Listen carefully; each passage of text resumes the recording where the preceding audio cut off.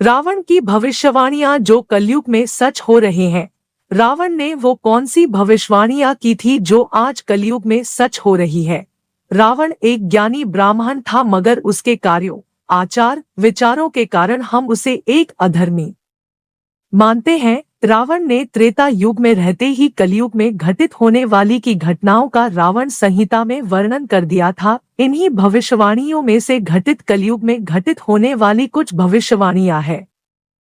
रावण ने कलयुग की भविष्यवाणियां अपने गुरु बृहस्पति को बताया दिया था, जिन्होंने रावण संहिता की रचना की थी। रावण के गुरु बृहस्पति पहली भविष्यवाणी कलयुग में ऐसे लोगों का राज होगा जो बोलेंगे कुछ और करेंगे कुछ और, उन लोगों से न्याय की अपेक्षा रखना व्यर्थ होगा और सच का साथ देने वालों की संख्या भी कम होगी। दूसरी भविष्यवाणी कलयुग में ऐसे लोग भी होंगे जो विद्वान की श्रेणी में आएंगे, मगर उनके इरादे बहुत ही गंदे होंगे। वो अपने फायदे के लिए किसी का भी बुरा करने से नहीं चुकेंगे और कलयुग में लोग दूसरों की संपत्ति को हड़पने की मंशा रखेंगे। तीसरी भविष्यवाणी कलयुग में लोग तरह तरह के बीमारियों का सामना करेंगे और ये बीमारियां ही लोगों के मृत्यु का कारण बनेंगी। चौथी भविष्यवाणी रावण ने यह भी भविष्यवाणी की थी कि कोई भी व्यक्ति अपने धार्मिक किताबों और शास्त्रों की इज्जत नहीं करेगा। व्यक्ति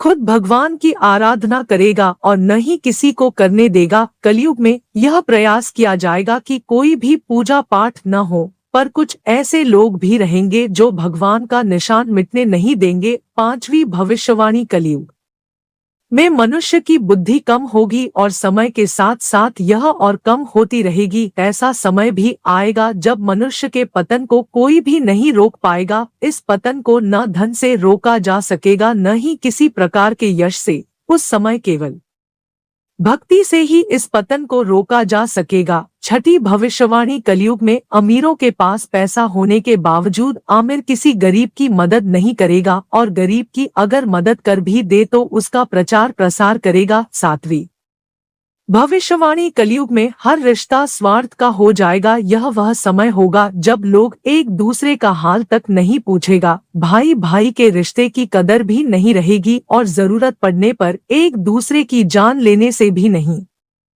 चुकेंगे। आठवीं भविष्यवाणी कलयुग में अमीर और अमीर होते रहेगा और गरीब होता रहेगा। कलयुग में जो जितना अमीर होगा वह उतना ही दुखी होगा। इसके विपरीत साधारण व्यक्ति जो ईश्वर की भक्ति में लीन होगा वो सुखी रहेगा। कलयुग में मनुष्य अपनी बुद्धि से जाना जाएगा और लोगों के बीच ख्याति प्राप्त करेगा। कलयुग में लोग धन तो बहुत अर्जित करेंगे, मगर उनका काल भी तेज गति से उनकी ओर बढ़ता रहेगा। कलयुग में स्त्रियां लोक लज्जा का त्याग कर देंगी और उनके लिए धनवान व्यक्ति का स्थान सबसे बड़ा होगा। कलयुग में स्त्रियां अपने पति का त्याग तक करने से पीछे नहीं हटेंगी। जिनका पति विवाह के समय अमीर हो और बाद में गरीब हो जाए। कलयुग में कुछ स्त्रियां दौलत और शोहरत को पाने के लिए किसी भी हद को पार कर जाएंगी।